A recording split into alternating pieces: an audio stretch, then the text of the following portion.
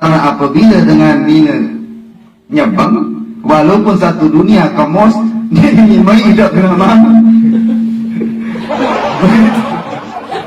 Ada batu Allah, padahal humoris senang.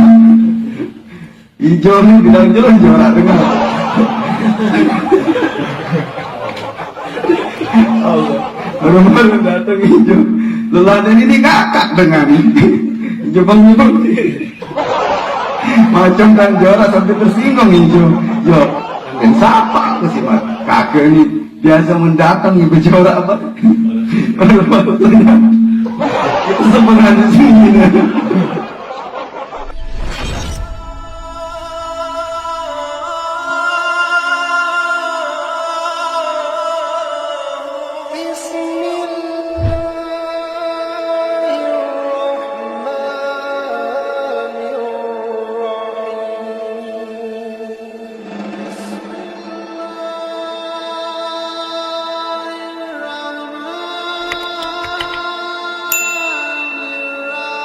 Ibu-ibunya harus menjadi da'iyah. Apa itu da'iyah? Itu wanita yang hari-hari memikirkan umat, memikirkan bagaimana agar orang taat kepada Allah. Ini da'iyah.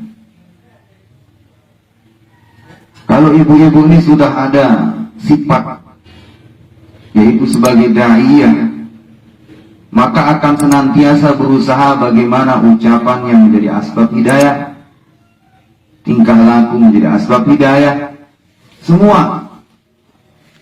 Karena da'i itu begitu, pikirnya begitu. Jangan sampai dia itu menjadi penghalang hidayah. Kemudian yang kedua, bagaimana agar ibu-ibu ini menjadi abidah. Bapak-bapaknya sebagai abid, ibu-ibunya sebagai abidah. Apa itu abid-abidah? Itu hamba-hamba Allah yang senantiasa beribadah kepada Allah. Karena ini maksud tujuan Allah ciptakan kita. Wa ma khalaqtul jinna wal ins illa liya'budun, ay illa liya'rifun. Itu untuk mengenal Allah, untuk ibadah kepada Allah SWT. Ini maksud tujuan Allah ciptakan kita di dunia, dan ini juga maksud kita keluar ini, agar kita ini menjadi abidah. Bapak-bapaknya sebagai ahli ibadah, ibu-ibunya pun menjadi ahli ibadah. Nah, kemudian yang ketiga ini, bagaimana agar kita ini menjadi alim. Bapak-bapaknya menjadi alim, ibu-ibunya alim. Apa itu alim-alimah? Apakah ulama? Enggak. Tidak mesti jadi ulama besar, enggak. Maksudnya bagaimana kita paham tentang agama ini. Maka di sana dituntut kita untuk pola, untuk senantiasa belajar. Bagaimana cara belajar? Kita bentuk taklim masjid, taklim rumah. Ini satu cara agar kita ini menjadi alim. Maka dai ini tidak boleh, apa istilahnya itu, jahil. Dai ini harus alim. Alimnya itu tidak mesti dia jadi ulama besar, enggak, paham agama. Maka bagaimana caranya? Ya tadi, kita buat taklim masjid, taklim rumah, duduk di taklim masjid, majelis taklim. Kemudian kita silaturahim datang ke ulama yang rijalnya. Bapak-bapaknya datang ke ulama, bertanya kepada ulama, banyak bertanya tentang kebaikan. Kemudian apa hasil yang ditanyakan, sampaikan ke istri di rumah. Maka paham kita.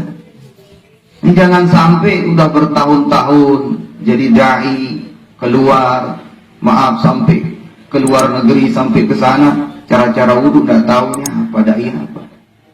Kemudian maksud tujuan kita keluar ini bagaimana kita ini menjadi zahidah. Rijalnya menjadi zahid, kemudian nisanya, mar'ahnya ini menjadi zahidah. Apa itu zahidah? Agar kita menjadi orang-orang yang zuhud. Apa itu zuhud? Tidak terkesan dengan suasana dan keadaan. Ini harus penting ini. Kalau dai ini masih terkesan suasana keadaan, ini bahaya.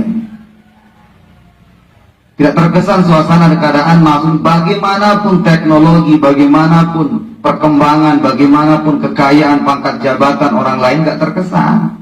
Terutama nih ibu-ibu. Oke, bahasa Arab ibu ini kan mar'ah.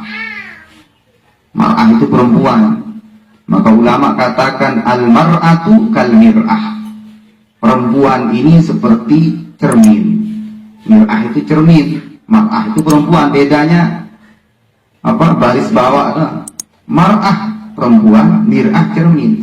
Al-mar'atu kal-mir'ah. Perempuan ini seperti cermin, kata ulama. Kenapa cermin?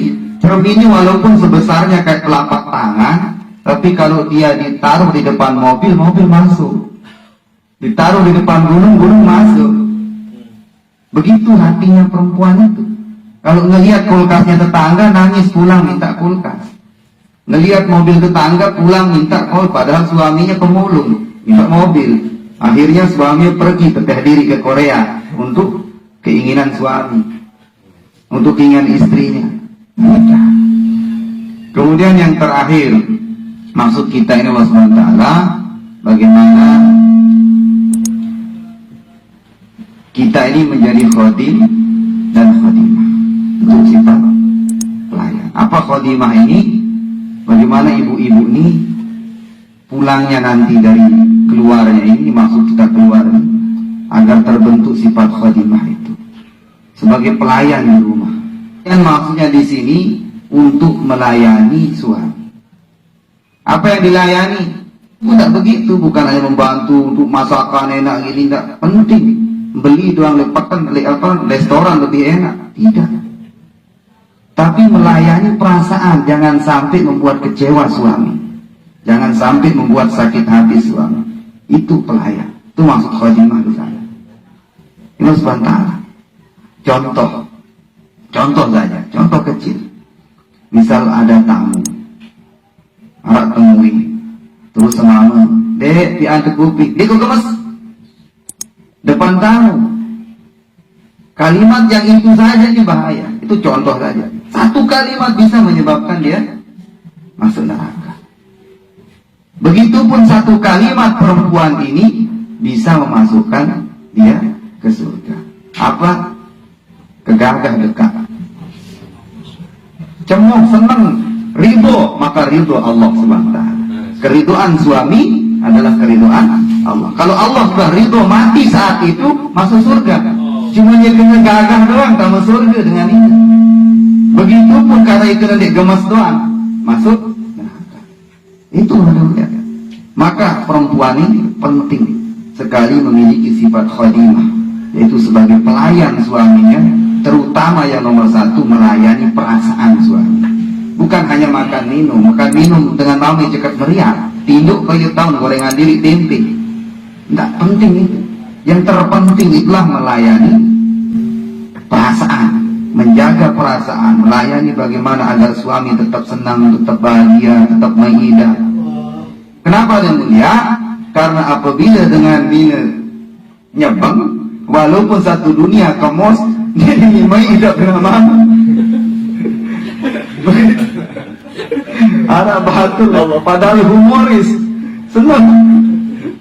Hijau ni bilang jelas jorak dengar. Allah, baru datang hijau. Lelaki ini ngakak dengar ni. Hijau bang. Macam kan jorak sampai tersinggung hijau. Yo, dan siapa aku sih mat? Kakak ni biasa mendatang yang berjorak apa? Itu sebenarnya sini.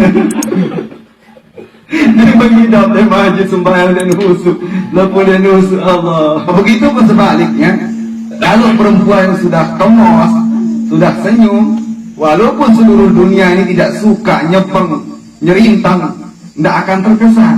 Yang penting istri saya senyum, apapun kamu tidak terkesan. Itulah pentingnya ibu-ibu ini ada khidmat, menjaga perasaan suami, melayani dengan cara apa? Rela kita berkorban, asalkan suami rela korban perasaan agar suami kita tetap senang. Insyaallah ya.